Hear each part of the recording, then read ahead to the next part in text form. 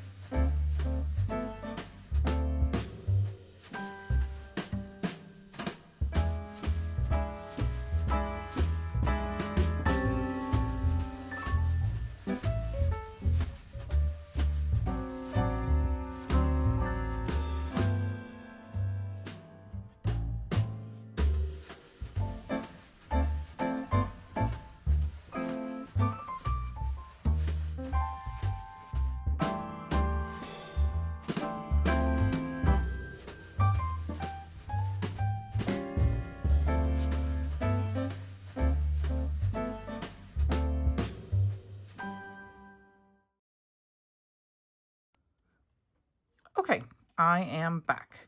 So now what I'm going to do is I'm going to grab this piece of scratch paper, and I have this sanding block. This one specifically came from Taylor's Expressions, and I'm just going to sand off the edges here on the back side just to see if there's any loose paper edges that I might have left, just to kind of soften it in case there's any sharp pointy kind of edges or anything left on that I don't necessarily want on there. I'm being careful about doing it just on the sides and on the bottom because it will scratch up my paper. Okay. Just cut off just a few of those pieces there. And then we have this wonderful, and so you can see this is some of the little spots I was trying to scratch off. There we go. So we have this beautiful poinsettia now that we can go and lay it on our panel. But he's getting a little bit lost back here. So I think what I'm going to do is find this. I don't know if I'm going to use the billiard. I'm wondering about the waffle cone.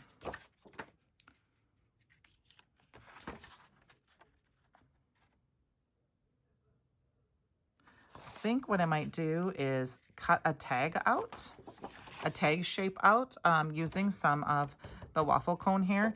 But I think what we're going to do to tie it together is I'm going to layer it on a panel. So let's cut this down to an A2 card size.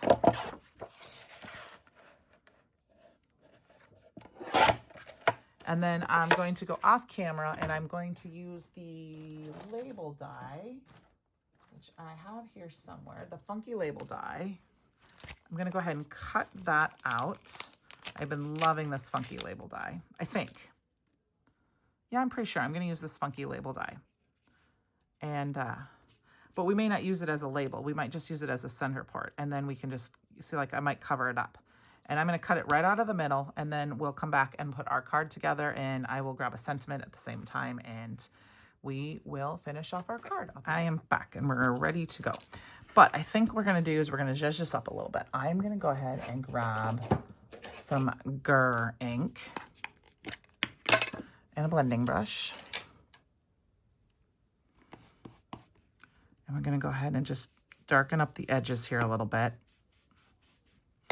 of both my card and my card. I love the waffle cone, but I want to just kind of dirty it up a little bit. Different, it doesn't have to be the same color all the way around.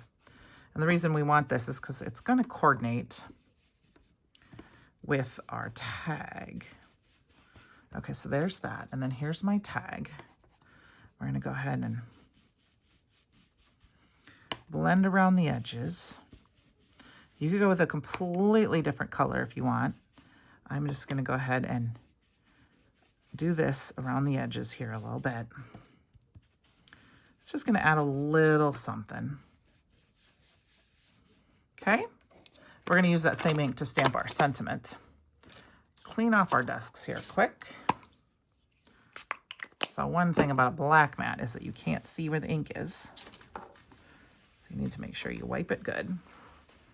And wipe my fingers. And then let's get to making our card. So first up, we have our card panel. So I'm going to go ahead and glue that down first. And that should match up pretty closely with my card base because it's 4 by 5.5, 4 1/4 by 5.5. Okay, there's that. And then we're going to go ahead and put our pieces of pattern paper on. And what I'm going to do is I'm going to actually use both. I'm going to use tape on both right away. You could do this with either one of these sides. They're just, I love this paper. I want more. I have 2. I have 3 now. I ordered 2 because I wasn't 100% sure. I thought this was in the box, but I wasn't 100% sure.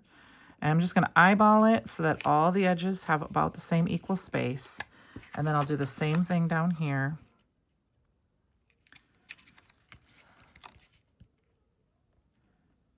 Making sure that they match. It's going to be close to matching up perfectly. All right. Maybe over on one section just a little bit on the side here, but that's okay. And then I'm going to go ahead and grab this. On this, I'm going to use liquid glue.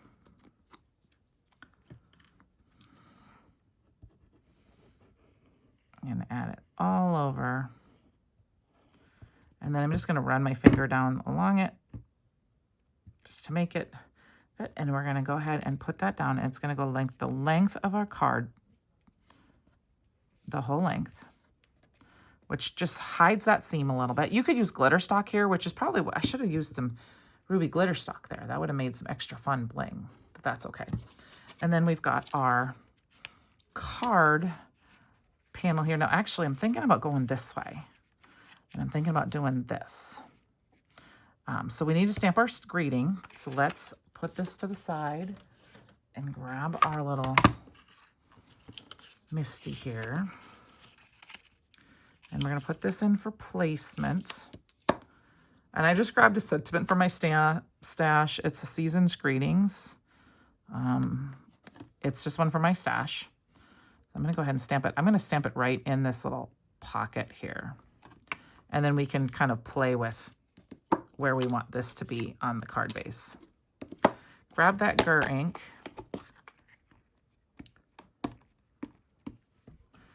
we're going to stamp it down. I'm going to stamp it down a couple times because this is this waffle cone has a little bit of texture. Not really, but a little bit.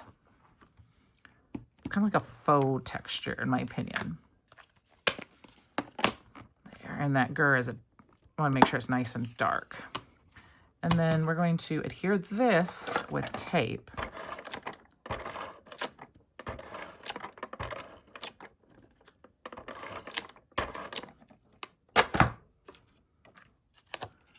And I'm just going to kind of stick it up at an angle like this. And then this guy we're going to put in right here, and we're just going to, I'm going to put foam tape behind it and pop it up.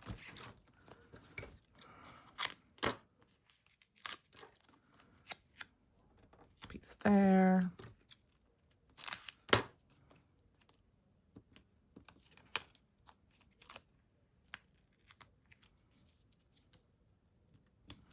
Like that. I didn't cut that right, so we're just gonna cut it into a couple small pieces here. We'll get it to fit. I'd have to cut that in half one more time. One here and one there. So I will link anything that is available for purchase below. Those items are, those links will be affiliate links, which just means if you place an order using one of those links, I get a small commission off of that, and that helps me bring content to you on my channel. And so I hope that you would be willing to subscribe, give me a thumbs up, and I hope you've been enjoying this series so far. I'm going to go ahead and pop that up. And then we need a little bit of bling. So I'm going to pull in that stickles that I used yesterday. And we're just going to add a little bit to the center of our flower here. And then I think I'm going to add a little bit to each of the berries. Just a tiny bit. That's a lot, but it gives it that little something. And I've been, like I said, trying to use up my stash of older products that I have too. And this is a good way to add just a little bit of something to each. There's a tiny bit right there. Even right there. Just trying to get my hands. I think I touched one up here. Just a little bit. And I think for a little bit more fun, we're going to add just a few gems around our greeting. I'll put 1, 2, 3, 4, and 5. And I've got my red crystals here. Oh, these are my crystals. There's my red crystals. Add a little bit more red to our card. I hope you've enjoyed this. I will see you guys tomorrow for day 9. I mean, I can't believe, making sure I don't put my finger in, that stickles. We're at day 9 already. So you guys have a great evening and day, and I will see you tomorrow.